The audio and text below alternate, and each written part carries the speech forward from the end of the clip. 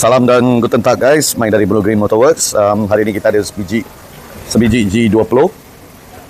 Owner ada komplain pasal bunyi daripada depan bila dia pusing kiri kanan. Right? So dia ada masuk service center. Kenapa service center bagi dia quotation untuk tukar top mount, tukar absorber, tukar spring pad, damper tube semua. Tetapi bila kita buka, owner tak buat lah, dia datang kepada kita. Bila kita buka ni, top mount ni, tengok ni, nampak ni dah pecah. Dia dah pecah ya guys. So dia dah pecah, itu saja. So dia dah jadi kasar lah. Dah pusing pun susah. Memang keras. Okay. So hari ni kita tukarkan top mount aja. Original top mount. Itu saja. Original top mount kita tukarkan.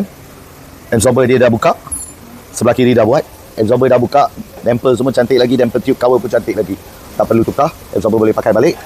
Dan sekarang Syah tengah buat sebelah kanan. Alright. So kita tukar apa yang perlu saja. Bila barang boleh pakai, kita pakai balik. Alright. Apa-apa, sila hubungi kami guys untuk biaman 2. Sekian.